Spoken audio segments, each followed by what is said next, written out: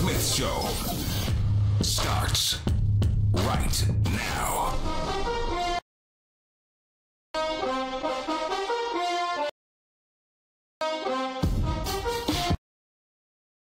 Continue to pile up. The wreckage continues to mount in the snarling traffic accident that is the Pittsburgh Steelers. And Antonio Brown, well, he's standing on the shoulder of the road smiling. He's the first car to hit its brakes on this highway that is the NFL. And why is everybody so afraid to tell the truth about Magic Johnson? I'm not.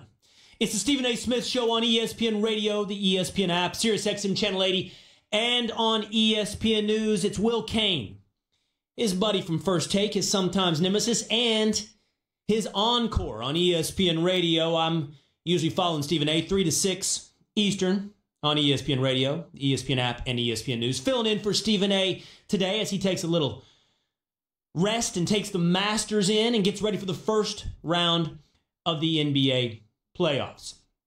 Would you want Antonio Brown on your team? Would you want this saboteur, this cancer? Would you want this train wreck on your team? You can give me a call on the Shell Pennzoil Performance line. It's 888-729-3776. We're going to get to Magic Johnson in just a moment and why everybody's so worried about being liked by one of the most likable guys in the NBA. But we start with Straight Talk, brought to you by Straight Talk Wireless. Best phones, best networks, no contracts. I got to tell you, I would want nothing to do with Antonio Brown. Nothing.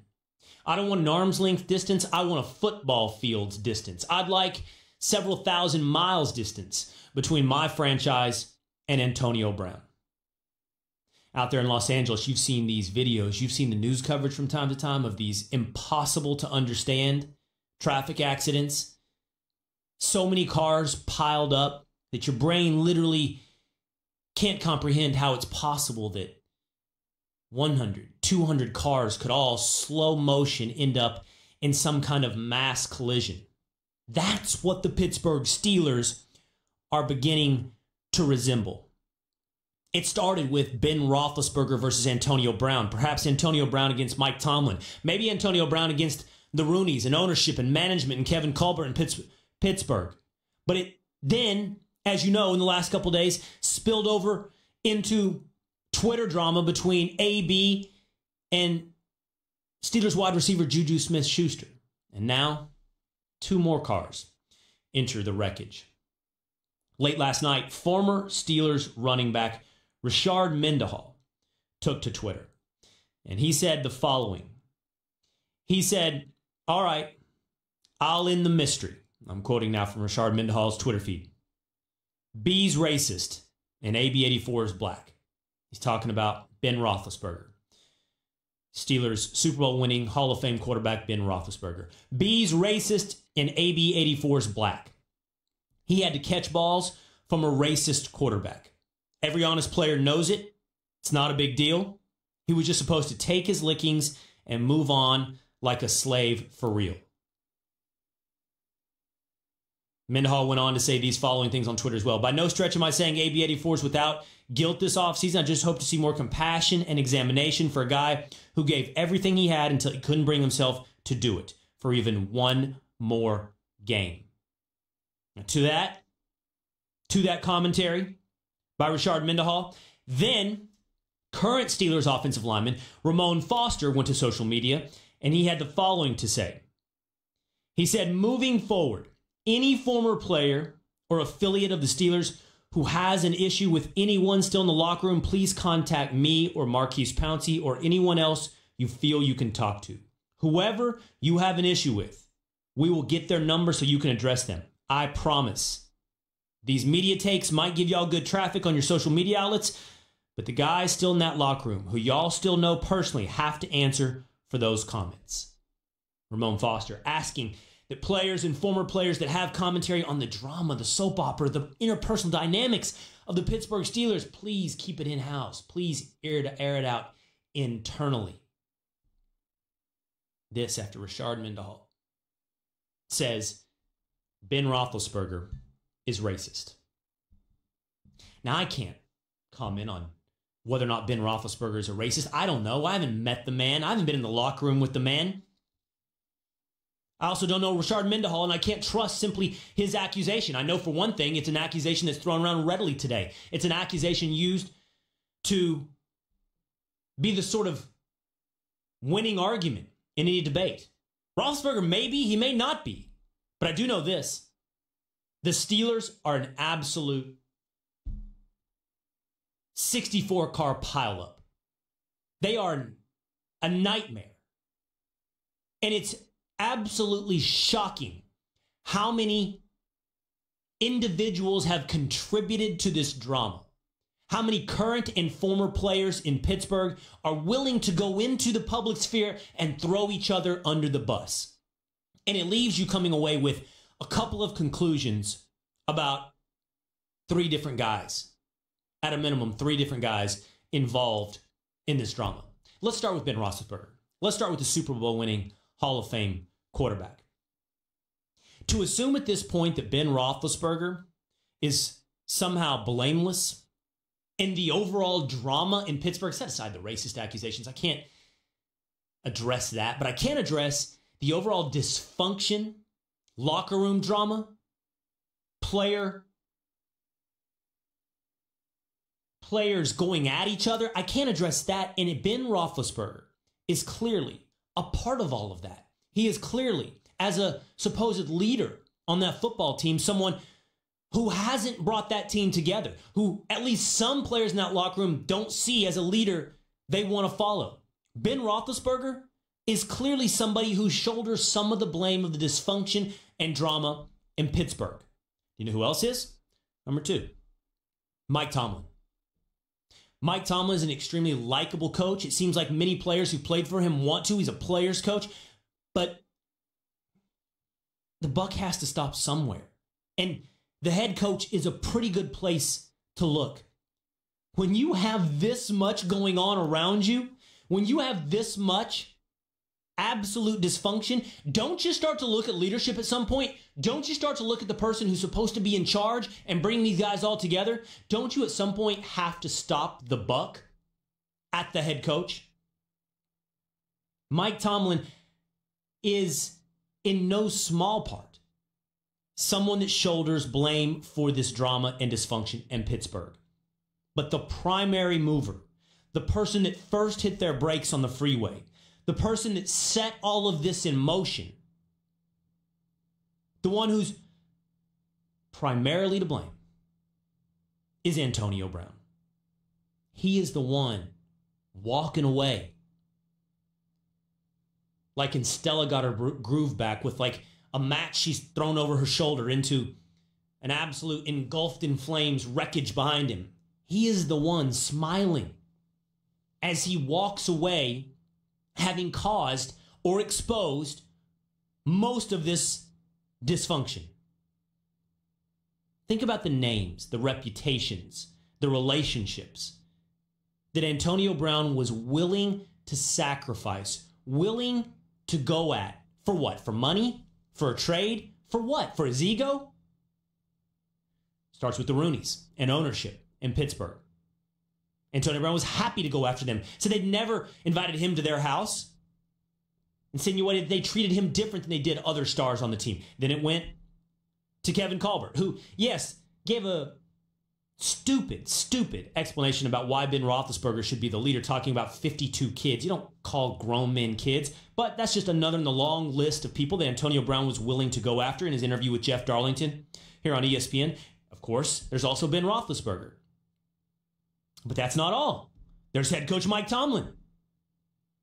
From airing on Facebook private meetings as Tomlin's asking the team not to take to social media, not to share their information, there's Brown doing it in real time. Not falling in line for his coach, not supporting his coach. And then I think perhaps the most damning for Antonio Brown, this past week going after Juju Smith-Schuster. Juju Smith-Schuster, who, from what we can tell, all he had ever done was ask Antonio Brown for advice. But you know what Juju made the mistake of doing? Well, having somebody else on Twitter ask Antonio Brown about how good Juju Smith's gotten. And Antonio Brown's out here then putting him down because somebody dared to question his greatness, because somebody dared to question who was the leader on that team. There's nobody. There's no teammate. There's no reputation. There's no relationship that was safe from Antonio Brown's pettiness, from the wreckage that he would cause. And as more players enter the fray, from Ramon Foster to Rashard Mendenhall, this entire absolute 64-car pileup in Pittsburgh lays at the feet of Antonio Brown. I wouldn't want him on my team. I know how great a football player he is. I know he's perhaps the best wide receiver on the field in the NFL. I wouldn't want him on my team. I don't want anything to do with that. Anything to do with somebody who caused that kind of dysfunction for your franchise. And that's Straight Talk, brought to you by Straight Talk Wireless. Nationwide coverage on America's largest and most dependable 4G LTE networks. You can give me a call. Would you want Antonio Brown on your team? 888-729-3776. It's Will Cain filling in for Stephen A. Smith today on the Stephen A. Smith Show on ESPN Radio. I was on vacation a little bit earlier this week. I took a nice little spring break, or at least half a week with my family. And man, did I miss out on some good sports drama. Man, did I miss out on stuff. I cannot believe what I heard from Magic Johnson. I cannot believe what I saw in Los Angeles. That press conference, that conversation he had with ESPN's Rachel Nichols, him walking away from his job was absolutely weak. And I cannot believe it came from Magic Johnson. Look, I think everybody wants to be liked.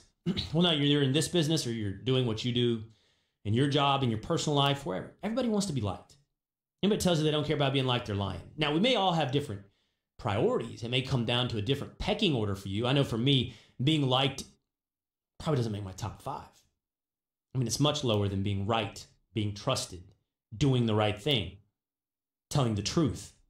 Those things are all way more important to me than being liked. And I understand they actually inhibit being liked. Telling the truth is one of the worst things you can do if you want to be liked. And I think a lot of people want Magic Johnson to like them. I think a lot of people in this business don't want to pass a harsh word on Magic Johnson, don't want to criticize. But what we saw go down in LA over the last 2 days was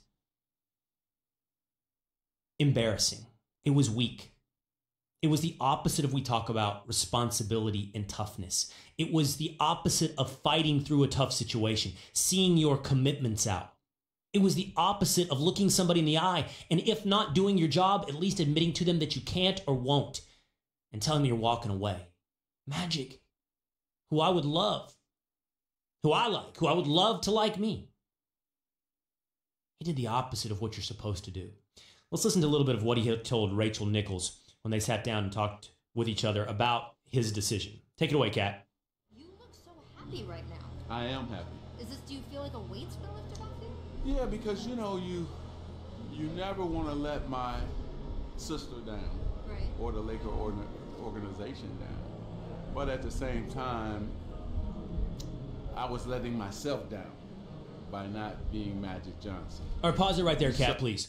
So your personal happiness is not more important than the responsibilities that you have committed to. If Magic committed to doing this job and he didn't like the criticism, or he didn't like the public scrutiny or the ups and downs, he didn't like the way the Anthony Davis trade went down, if he's not happy being this version of Magic Johnson, being the leader of a franchise, taking the wins, the losses, taking the ups, the downs, taking the criticism, and he'd rather be Magic Johnson, the ambassador of basketball, Magic Johnson, the beloved figure, Magic Johnson, the legend, the rightful legend, don't take the job in the first place. What'd you think it was going to be? All a rosy path? All roses all along the way and everything smells beautiful? It's the Lakers, it's Magic Johnson, it's LeBron James, it's going to be great. And the minute it's not, you're out? Please, man, that's not how we want to do things. That's not what we talk. In no walk of life do we walk around saying, you know what? Just do what feels good, man. Don't worry about who impacts. Don't worry about your commitments. Just do what feels good. Be happy. No, that's not the message we want to send. Keep going, Kat. So this was a decision I had to make between the last couple of days, but today it was just that, you know what? I got to go back, and I'm going to be happier if I'm just back to being Magic Johnson, doing the things I love to do. Do you think you owed it to Jeannie to tell her first? I wouldn't be here doing this. Because I know her. We would have cried, and I would have felt guilty, and I would have stayed. So pause right there. And because that's what you're supposed to do, man. Because that was the right thing to do. And it would have been hard. It would have been the hard thing to go face Jeannie Buss. It would have been the hard thing to look her in the eye. It would have been the hard thing, even if you think it's the right thing to do for you to walk away, it would have been the hard thing to stand by your decision. If she means so much to you, and Magic Johnson called Jeannie Buss his sister, and I don't doubt that she does, but if she's so important, if Jeannie Buss is somebody you want to do right by, then why are you doing it this way? Why are you doing it in a press conference? Why is she learning by watching television? Why did you lead her?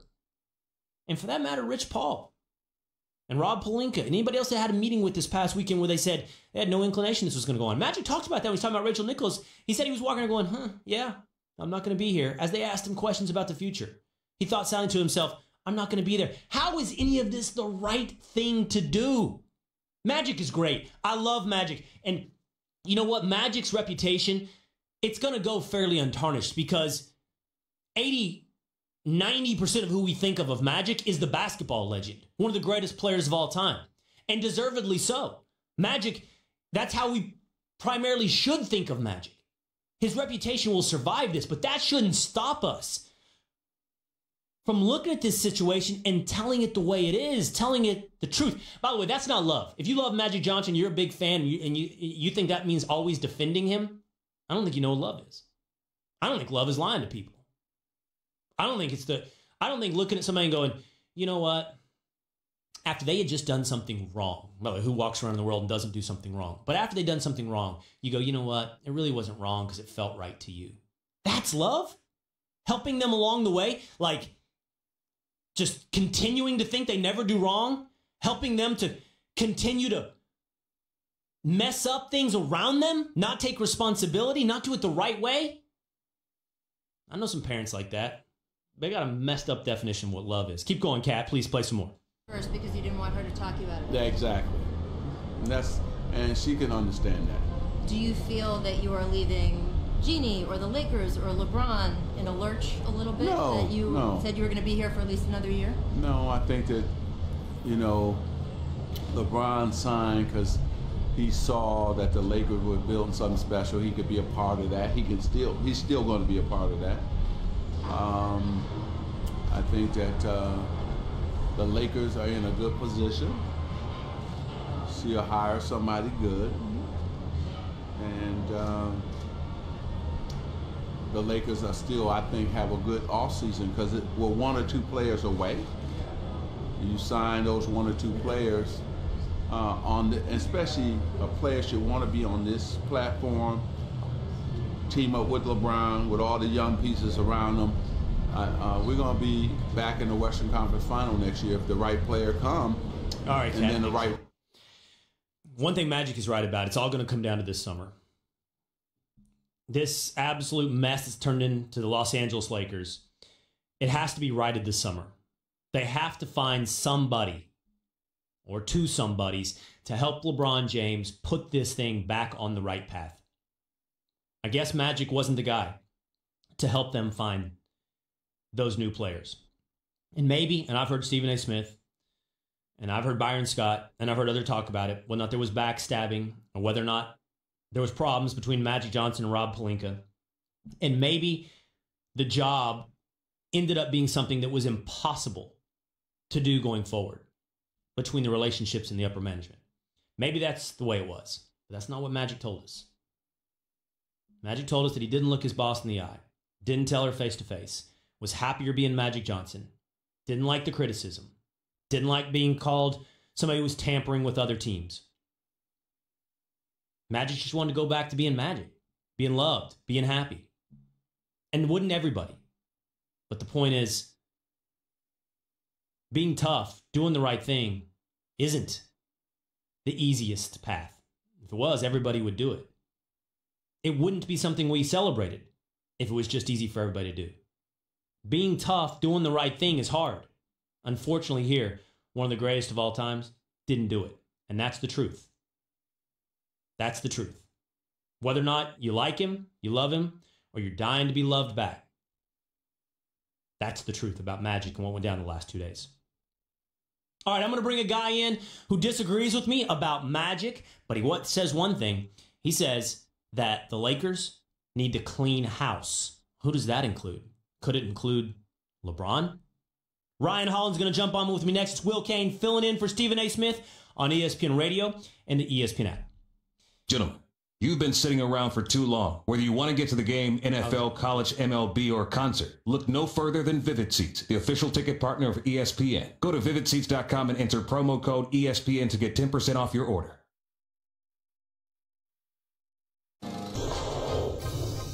He acquired LeBron James. I thought that he would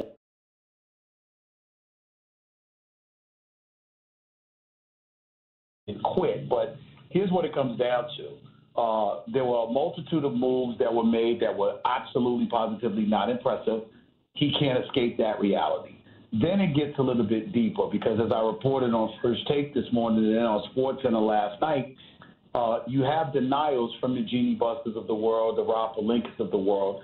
But I was told that Magic Johnson wanted to fire both Luke Walton and Rob Pelinka, that was something that Genie Bus did not want to do. And as a result, Magic said, I've had enough of this stuff. And the reason why he had regressed to wanting to get rid of Rob Pelinka is because he felt like Rob Pelinka was somebody that was doing things behind his back that like he didn't like. And I gave what would seem like an innocuous example of him being inside Lakers facilities and saying, hey, where's Magic at?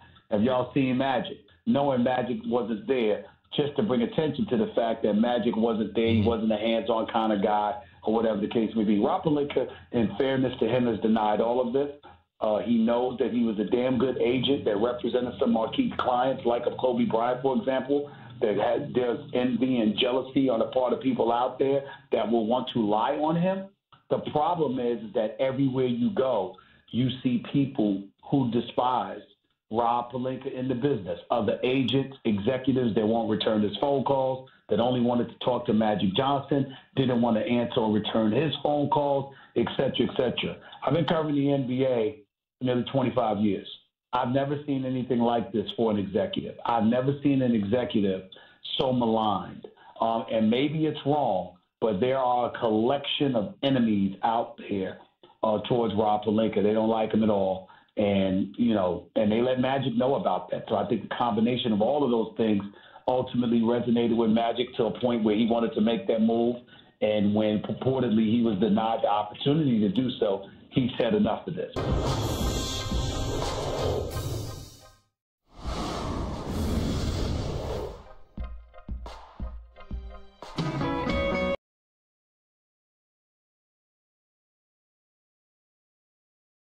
Smith Show appear via the Shell Pennzoil Performance Line, and you can always get in touch with the show through the 1-800-Flowers Twitter feed.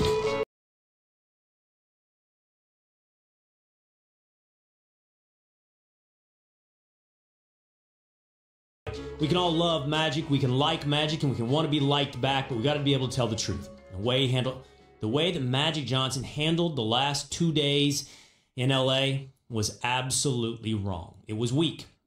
It was not the way to conduct a business. If you missed any of that opening segment, go check it out on demand in the Stephen A. Smith podcast, brought to you by the Capital One Saver Card. Earn 4% cash back on dining and entertainment, 2% at grocery stores, and 1% on all other purchases. What's in your wallet? All right, I was hanging out on First Take today, just absolutely abusing former NBA player, current NBA analyst for ESPN, Ryan Hollins. I mean, it was embarrassing. It was an absolute slaughter.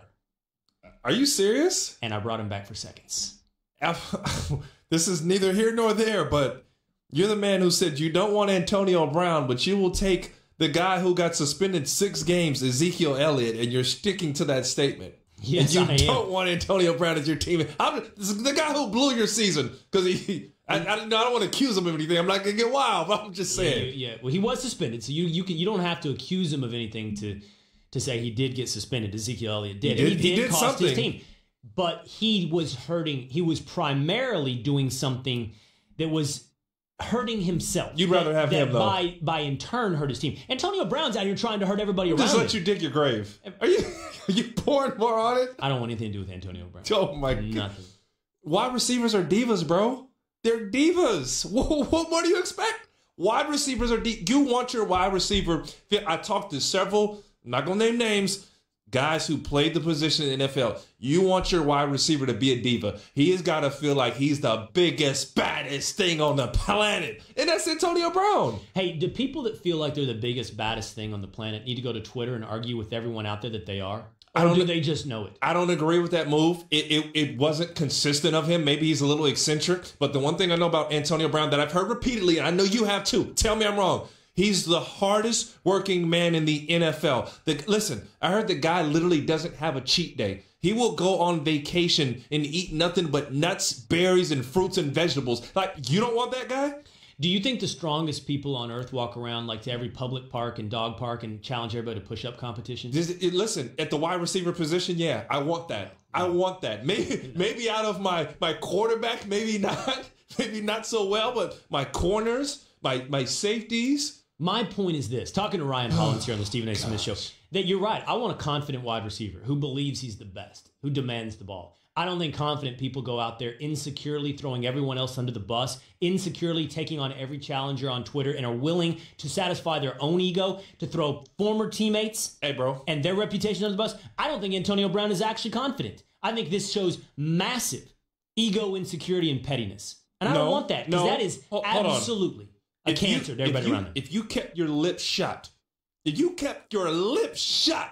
for years, and you had how'd I put this?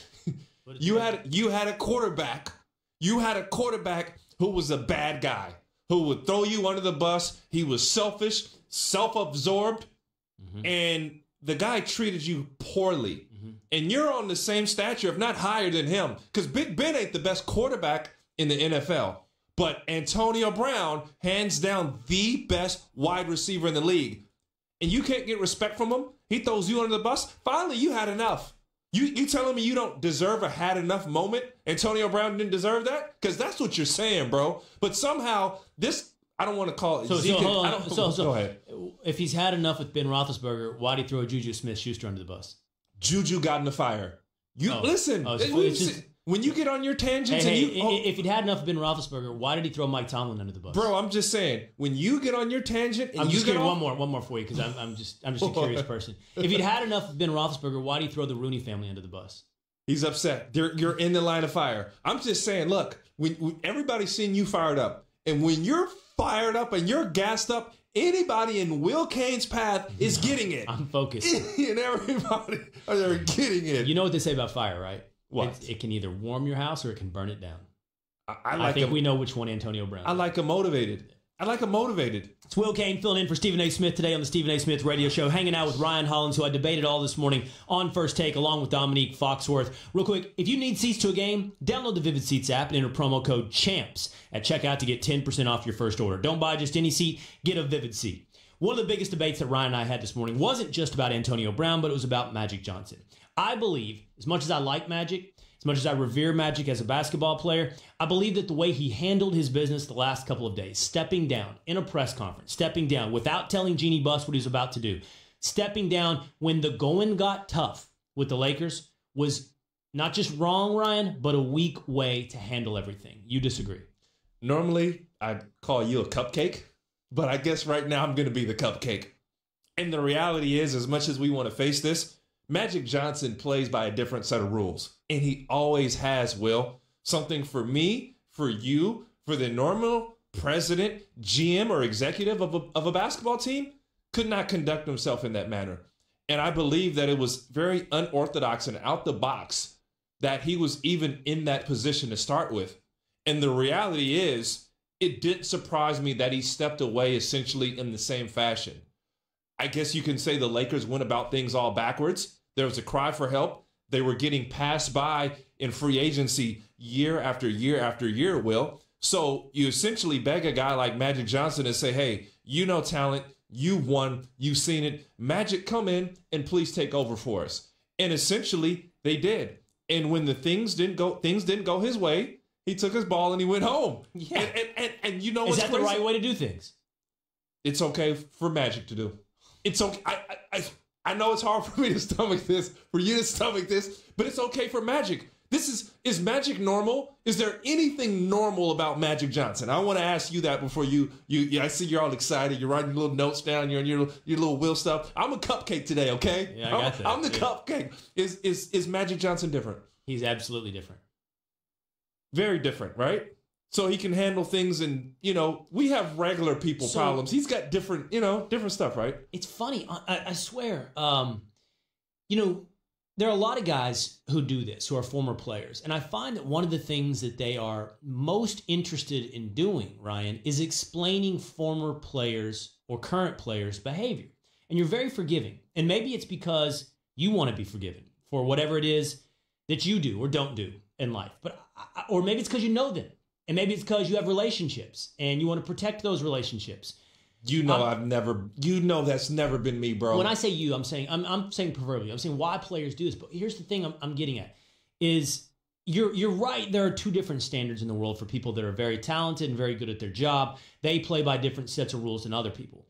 But there's some things, Ryan, I'm unwilling to apologize for. I'm unwilling to forgive, no matter how great you are. I believe in a certain set of rules, principles of how a man should go about life. And I don't think there's a level of stardom or celebrity that exempts you from those rules, or the criticism that will follow if you don't, that will rightfully follow if you don't follow them. I don't think celebrity forgives everything. And sometimes when I talk to former players, I feel like, what is against the rules for you? Like, if Magic is special, okay, what can he not do then? Here's what I saw that maybe allows me to be more forgiving, and what's outside of the norm. And I want to see if you agree with this.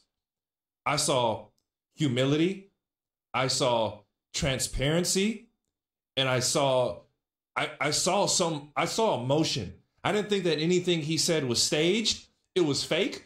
As a matter of fact, it should have been a little staged because it was very likely too candid. To be honest, it was too candid for a lot of people, and that's what Magic Johnson gave you.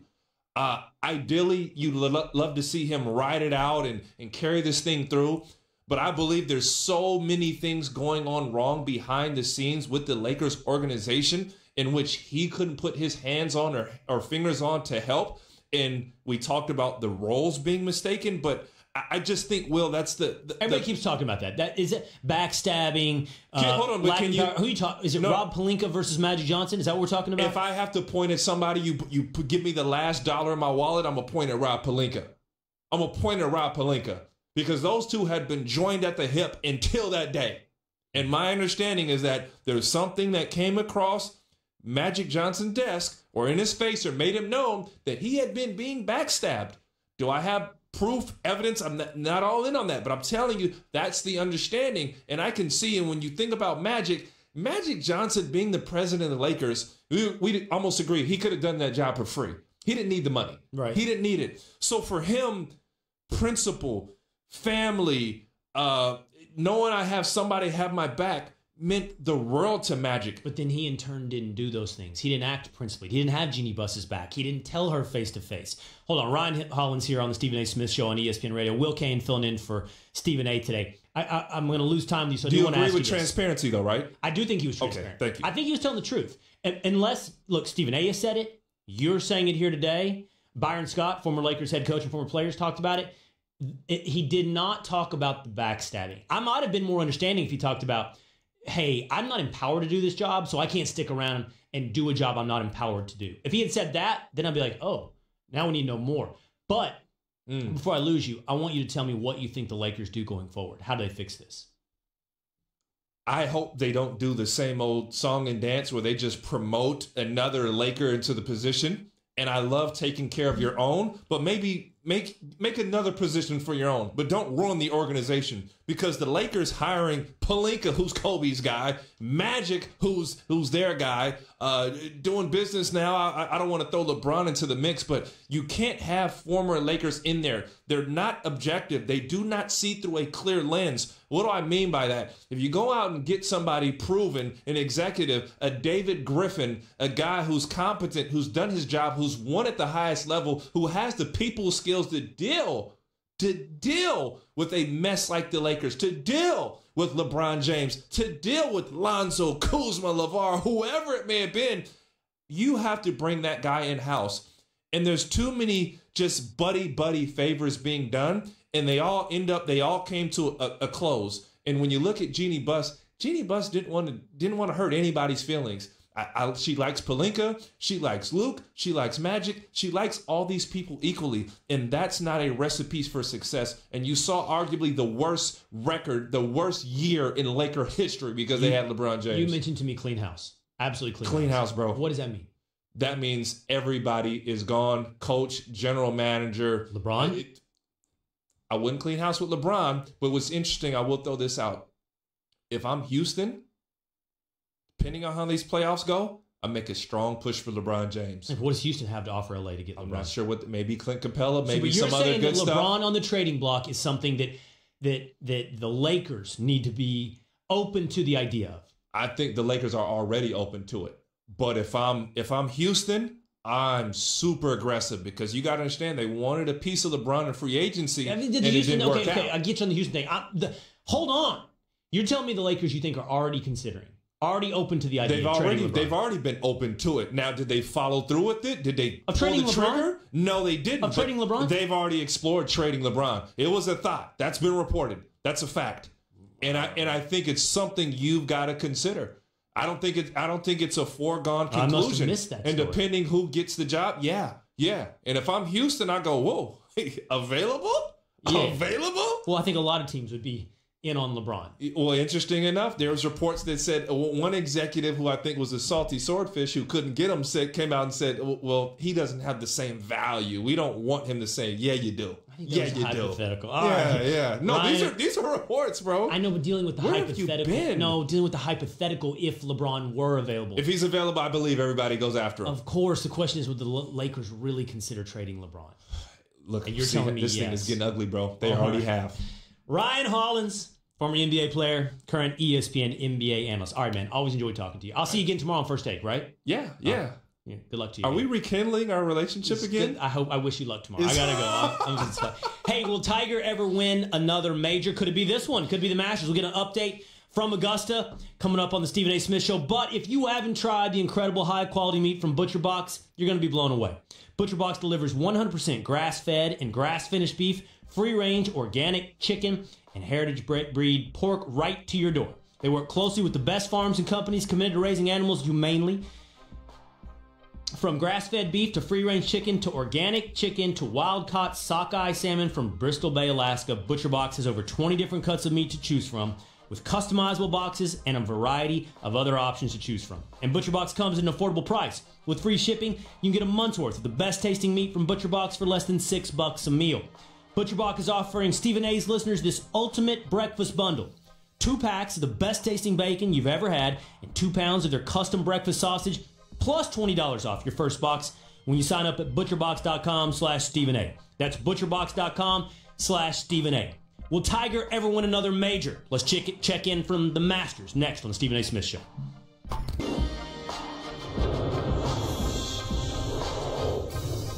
As much as we like him and appreciate him, he's a great soundbite. He did a horrendous job here with the Lakers. I mean, he traded away. I don't know that I agree with that. Really? I listen. When he took the job, they had Luol Deng and Timothy Mozgov on the books. Okay, they had Jordan Clarkson and Larry Nance, who neither of whom have done much in Cleveland. And Larry Nance maybe a little bit better. Okay, but they have a nice young core. They have LeBron James on their team. Right. But do you think that LeBron James did LeBron James go there because of Magic, or is LeBron James going there regardless? No. I think, well, all Magic had LeBron James was wanting to go to Los Angeles for a while, but they had to do enough to get themselves in position. They had to do enough to make the franchise look respectable. I don't think LeBron goes there if Jim Buss and Mitch Kupchak are still there. I think they had to make that change. I don't think he could go there if they didn't make the trades they made to clear the cap space to get the players there.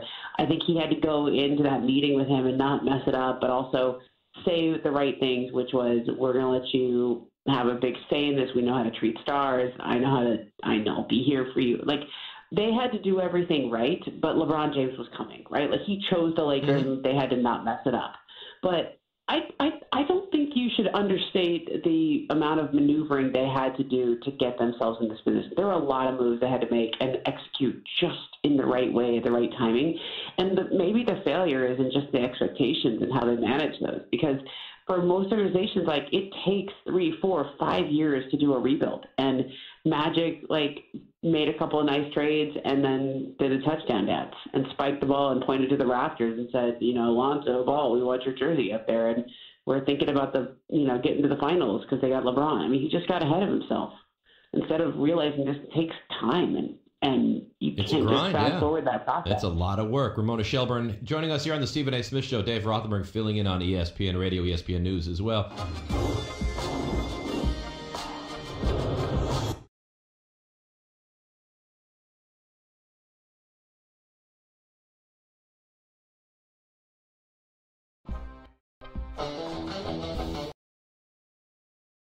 ESPN Radio is presented by Progressive Insurance. Guests on the Stephen A. Smith Show appear via the Shell Pennzoil Performance Line, and you can always get in touch with the show through the 1-800-Flowers Twitter feed.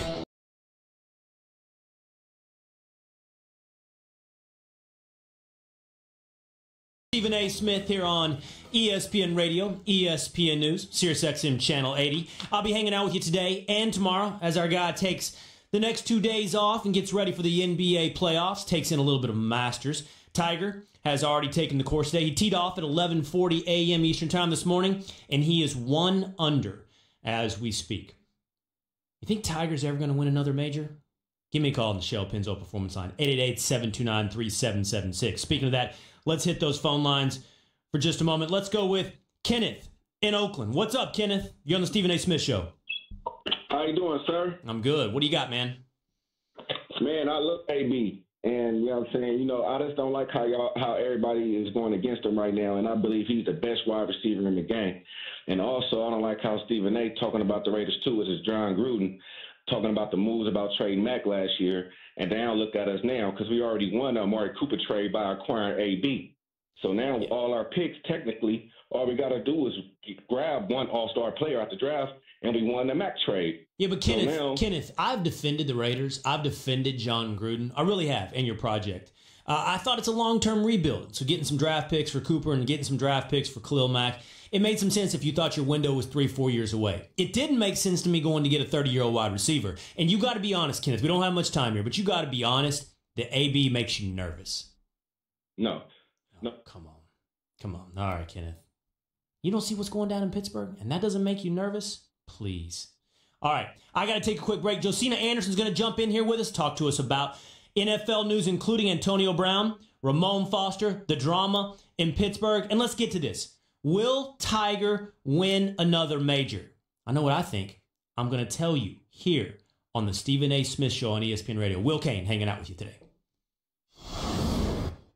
A miracle is an everyday extraordinary. You can always think that's not possible, but it probably is to God.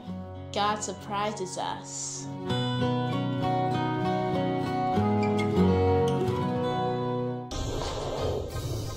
He acquired LeBron James. I thought that he would win a championship and then retire, quit. Once you got the Lakers back and restored their glory to some degree, you'd walk away and quit. But here's what it comes down to. There were a multitude of moves that were made that were absolutely, positively not impressive. He can't escape that reality. Then it gets a little bit deeper because as I reported on First Take this morning and then on SportsCenter last night, you have denials from the Genie Busters of the world, the Rob Pelinkas of the world. But I was told that Magic Johnson wanted to fire both Luke Walton and Rob Pelinka, that was something that Genie Bus did not want to do.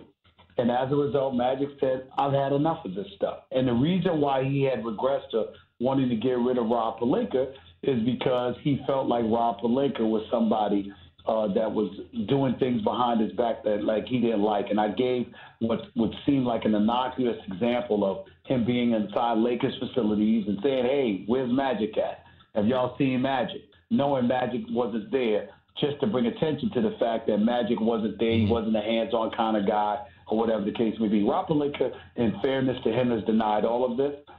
He knows that he was a damn good agent that represented some marquee clients like of Kobe Bryant, for example, that there's envy and jealousy on the part of people out there that will want to lie on him. The problem is that everywhere you go, you see people who despise Rob Pelinka in the business, other agents, executives that won't return his phone calls, that only wanted to talk to Magic Johnson, didn't want to answer or return his phone calls, et cetera, et cetera. I've been covering the NBA for nearly 25 years. I've never seen anything like this for an executive. I've never seen an executive so maligned. And maybe it's wrong, but there are a collection of enemies out there towards Rob Pelinka. They don't like him at all. And, and they let Magic know about that. So I think the combination of all of those things ultimately resonated with Magic to a point where he wanted to make that move. And when purportedly he was denied the opportunity to do so, he said enough of this.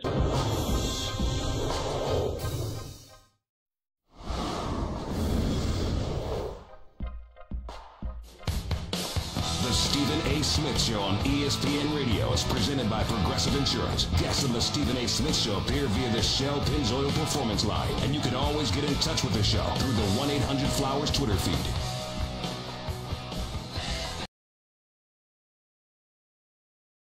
Through 11, he's tied for 9th at the Masters. Will Tiger Woods ever win another major? It's Will Cain. It's Stephen A. Smith Show. Will Cain filling in for Stephen A. today, by the way. You can normally catch me right after Stephen A. 3 to 6 on ESPN Radio, ESPN News, the ESPN app. That's the Will Cain Show. But this one here, this is the Stephen A. Smith Show, presented by Progressive Insurance. Quote, buy and save on home insurance with Progressive's new Home Quote Explorer, only at Progressive.com. Before we get into Tiger, let me go to... What happened to him? Oh, yeah, Todd in Illinois. What's up, Todd? Hey, what's going on, Will? I was wanting to talk about that Magic Johnson situation. I heard, I agree with everything as far as him. Like, he probably could have definitely went and did it a different way. Instead of going to the press first, I think he could have definitely, did it a different way. But don't you think it's a little much to, ask him to not do what's right for him? Well, no, not if you make a commitment, Todd, right? I mean, like, I don't know, that idea that just do what's right for you. And stay on the line, Todd. That is just an increasing, and I'm not coming down on you, Todd, because I feel like it's coming from everywhere. I hear it all the time. I'm not trying to be like a old man yelling at a cloud, but I feel like I hear it all the time, man, in society today. Man, you do what's right for you. You live your truth. You get out of here with that nonsense. You're not the only person walking around the world, even if you're a celebrity, even if you're famous, even if you're a legend, even if you're likable. Yeah, you got to put yourself in the best position to succeed. You got to factor in your own needs and desires as part of the equation, but that's not the only one. And if you make a commitment to somebody or to something, and it starts going tough, it starts going the wrong way, and you're taking heat and you're taking criticism, is that the right time to step back and go, I need to do what's right for me, man. I really like being happy. Hell, who doesn't like being happy? Everybody likes being happy. But that's why we celebrate people that are tough. That's why we celebrate sticking through. And all I'm saying is, I like Magic. I want Magic to like me, but that's not going to keep me from telling the truth about this. He can't just live his truth. He can't just do what's right for him. The right thing sometimes isn't what's right for you, Todd, right? Right. But I guess I'm talking about it from a level, because I work with people who I've seen stick it out, and they're miserable every day. And it's like, you only got one life, you know. Why would you be in a situation? Why would you that you don't have to be in? Especially him. He doesn't even have to be in that. I guess I'm just talking from. I guess I think the answer to that is because. To, but the answer to that is because you committed to, right? I mean, surely he committed to something more than a year. Surely he committed to more effort than 1 year of trying, right? So that's the answer. For sure. All right. Thanks for the call, Todd. I appreciate it.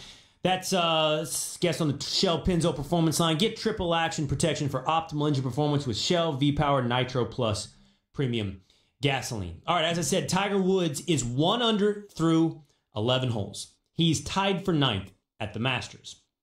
I used to laugh at this debate. I used to be like, oh, come on, man. We're just forcing Tiger into every discussion. We're just Tiger's ratings, Tiger's star power. Everybody likes talking about Tiger. He's done. He's washed up. I used to be like, you can't shoehorn him into these debates. Not anymore. I think Tiger is legitimately somebody who is in contention to win a major again. So when we have the conversation, will Tiger win another major? Be clear. I think that's a legit question. And I think the answer is yes. I think he has arrived at the top tier of contenders in golf. And I got into this today on First Take, filling in for Stephen A. on First Take today with Michael Collins, ESPN's golf analyst. He's great. Michael Collins is awesome. And he said the opposite. He said, no, I don't see it happening again. Listen to Michael Collins. Can Tiger win another major championship? Yes. Will he win another major championship? I believe no. I don't believe Tiger Woods will win another major championship. I think he could, but here's the problem. Everyone has a tough time letting go of the memory of the Tiger that was, and they forget about the best golfers in the world right now. And there's so many guys at the top. There's so many more good golfers that Tiger would have to beat, and Tiger would have to win with his A game. If you remember, Tiger could win with his B game. Now, his A game, as it is, might not be good enough to beat somebody like Dustin Johnson's A game. There is no doubt much of what Michael Collins right there, ESPN's golf analyst, is saying about Tiger Woods is true. But to me, that doesn't mean he's not going to win another major.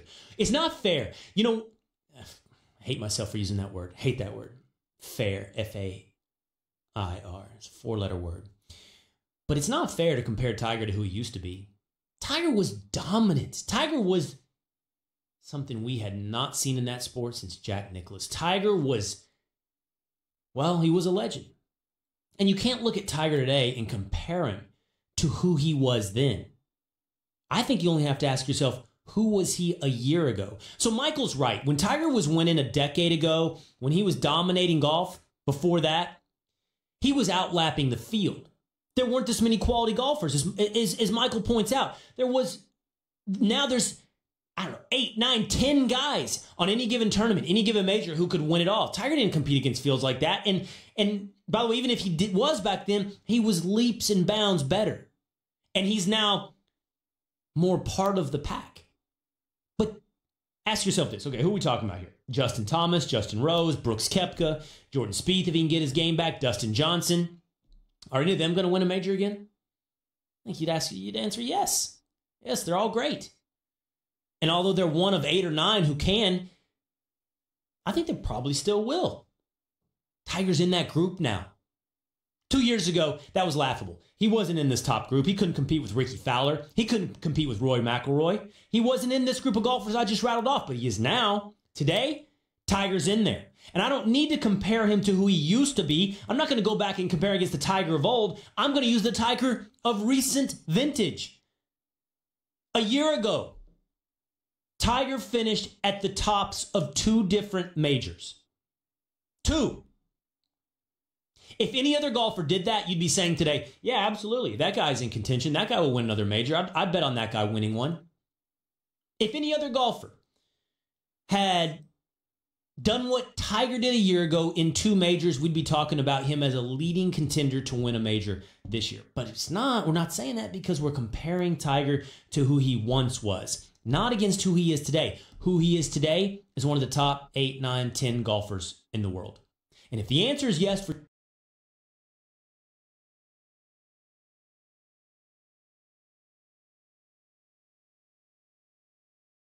what about Tiger? No, I don't think so. Why? He's right there with them. Now, I know that the best arguments are Tiger's 35, so he's got a smaller window than those guys. That's true. He's got to do it in the next 2 to 3 years. And with his injury history, he's got to put 4 good days together, something we haven't seen yet. Even when he was contention a year ago, that 4th day, he fell apart. He's got to put 4 good days together on that back, those knees, that age. But I like Tiger's chances. Not because he's that old Tiger, but because he's a new Tiger. One that's right there in the pack with Brooks Koepka, and Jordan Spieth, and Dustin Johnson. And he's off to a pretty good start today in accomplishing that. Will Cain filling in for Stephen A. Smith today on ESPN Radio. The NBA playoffs tip off this weekend, Saturday and Sunday, the first round of the NBA playoffs. And you look around, you say, that second round is going to be good. The second round of the Eastern, I mean, you're talking about if the favorites hold true, you're going to talk about Milwaukee versus Boston, Toronto against Philadelphia. Could be Golden State against James Harden and the Rockets. So as we tip off the NBA playoffs, let me ask you this. Who has the most pressure on them to perform? To perform to a level that it meets our expectation? Which team, which individual has the most pressure on them? You can give me a call on the Shell Pennzoil Performance Line. That's 888-729-3776. I'll give you my list of the 5 teams and players in the NBA playoffs that are facing the most pressure. Will Cain in for Stephen A. Smith on ESPN Radio. Gentlemen, stop lounging around. Be active. Take your girl out. Go to a game or a concert. Get tickets to something. The NBA playoffs begin this week, and the time is now to jump on those tickets. For all your ticket needs, look no further than Vivid Seats, the official ticket partner of ESPN. Go to vividseats.com and enter promo code ESPN to get 10% off your first order. Get out. Go have an experience, fellas. Get to the game and use Vivid Seats. Don't buy just any seat. Get a Vivid Seat. Who has the most pressure on them in these NBA playoffs? That's next. Will Cain in for Stephen A. Smith on ESPN Radio.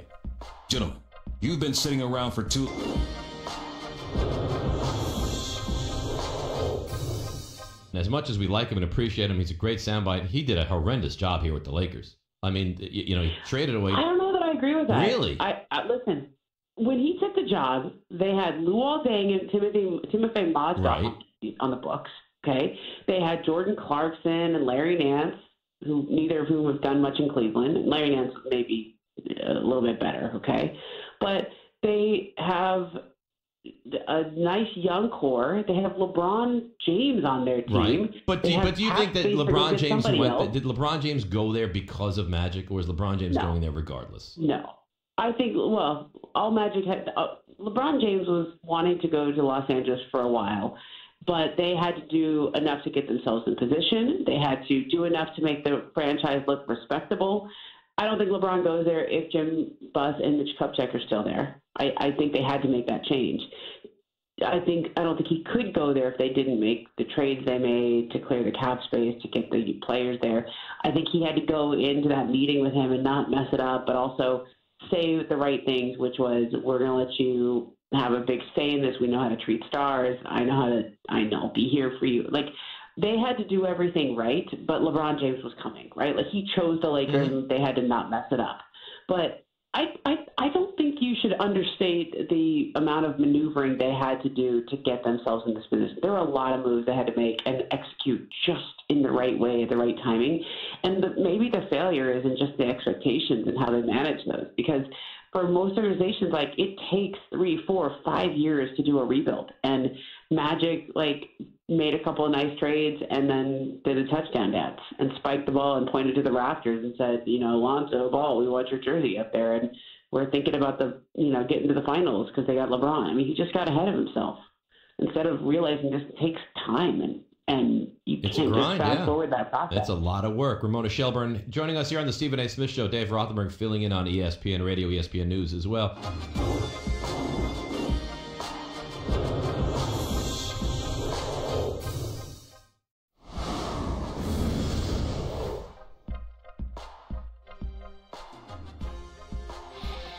The Stephen A. on ESPN Radio is presented by Progressive Insurance. Guests on the Stephen A. Smith Show appear via the Shell Pennzoil Performance Line, and you can always get in touch with the show through the 1-800-Flowers Twitter feed. It's Will Cain in for Stephen A. Smith, brought to you by Credit Karma. Get your truly free credit scores and free credit monitoring from Credit Karma today. Credit Karma. Get knowing. NBA playoffs tip off this weekend. Who has the most pressure? I'm going to give you my 5 teams or players that have the most pressure heading in to the NBA playoffs here on the Stephen A. Smith Show. Before I do, let's hit up the phone lines. Mike in Charlotte. What's up, Mike? Who has the most pressure on him in the playoffs?